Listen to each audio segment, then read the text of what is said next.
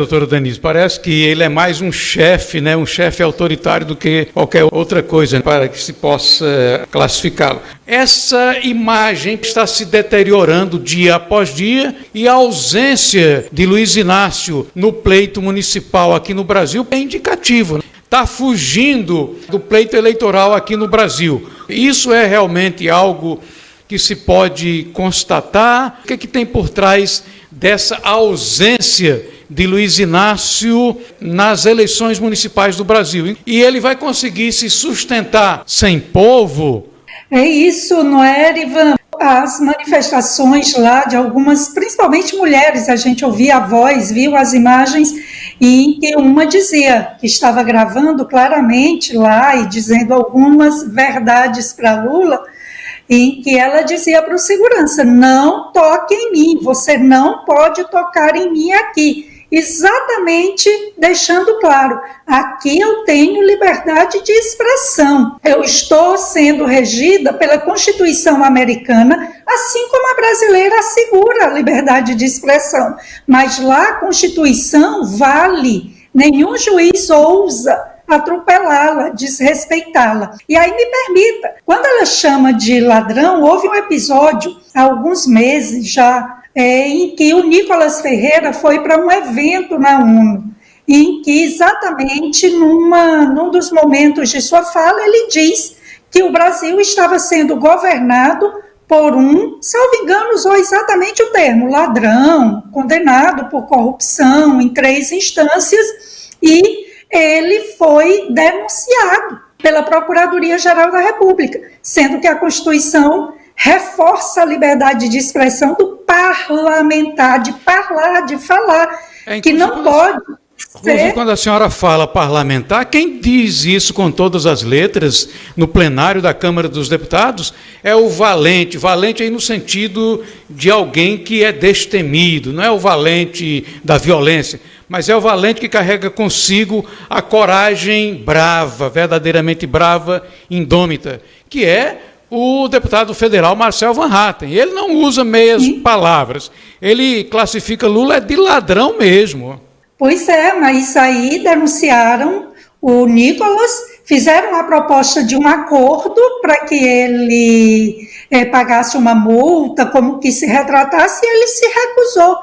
E aí foi adiante, então, o processo está tramitando e ele, inteligentemente, estrategicamente, como deveria ser, arrolou como testemunha o vice-presidente do Lula, o Geraldo Alckmin, que exatamente está aí, a gente já passou algumas vezes, quando ele diz, Lula quer voltar à cena do crime. Então, arrolou o vice-presidente, porque, de fato, o Daniel Silveira não foi preso sob a alegação de uma espécie de flagrante perpétuo, então, Geraldo Alckmin, porque a gravação existe, continua a circular, estaria aí em um flagrante também perpétuo de injúria contra o presidente da República, né, de quem ele é o vice. Coisas do Brasil, da seletividade do nosso sistema, né? Tem mais gente importante, né? Celso de Mello disse que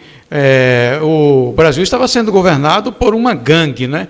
Já o Gilmar Mendes disse que era governado por uma cleptocracia e que o PT, sob o governo de Lula, tinha dinheiro aí para fazer eleições durante 50 anos. Então, o Nicolas Ferreira tem muito onde se ancorar, né, nesse episódio, né? Exatamente. Mas é essa seletividade de alvos certos. Uns não podem dizer verdades, enquanto outros podem dizer as verdades, ainda que duras, desagradáveis, mas nada sofrem porque agora são aliados, ou podem também dizer mentiras à vontade que nunca são colocados no tal inquérito lá das fake news. Mas voltando a Lula, a grande verdade é que ele hoje é uma figura tóxica no cenário político. Veja que muitos candidatos do PT ou que fizeram composição com o PT estão escondendo Lula. O caso do Eduardo Paes é emblemático no Rio de Janeiro, onde praticamente Lula está sendo escondido, onde nenhuma menção a esse apoio é publicamente exposta pela campanha do Eduardo Paes, sequer participa de qualquer ato, evento de campanha. No caso do Boulos também constatou-se que houve lá um comício praticamente esvaziado, onde cantaram um hino nacional com linguagem neutra. O Boulos está praticamente ladeira abaixo nas pesquisas, e aí há o dilema: teremos Lula ou não? Fala-se de uma caminhada para Lula fazer com Boulos, mas nem mesmo a turma da Globo News acredita que esse evento ocorrerá. Eu soube que no Piauí também o candidato do PT vem implorando aí para que Lula dê um pulinho no Piauí para dar um reforço na campanha.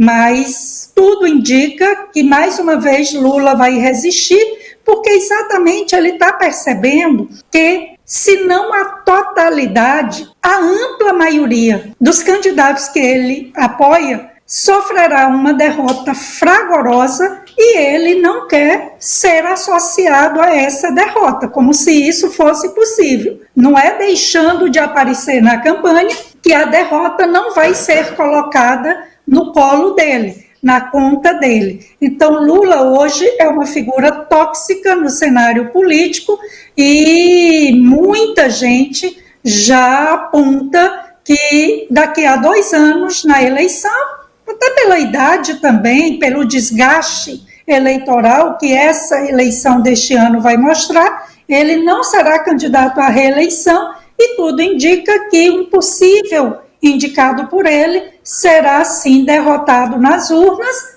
se as caixinhas mágicas lá funcionarem corretamente. Doutora Denise Albano, pode ser que eu esteja equivocado, mas eu creio que não foi à toa que Geraldo Alckmin foi para a cena do crime junto com Luiz Inácio. Eu creio que o plano do sistema é, no finalzinho aí do mandato, Lula renuncia e o Geraldo Alckmin entra. O sistema que tem aí o próprio Alexandre de Moraes vão tentar fabricar o Alckmin para ser o sucessor de Lula no exercício do governo. Do sistema tira Lula, se ele não sair antes por outros motivos, eu creio que ele vai ser estrategicamente afastado para o Geraldo Alckmin assumir o governo e tentar ser cacifado pelo sistema para o enfrentamento de 2026. Não foi à toa que o Geraldo Alckmin foi para a cena do crime tentar ser presidente da República com a proteção do sistema.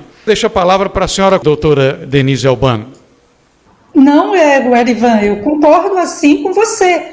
É uma hipótese bem plausível.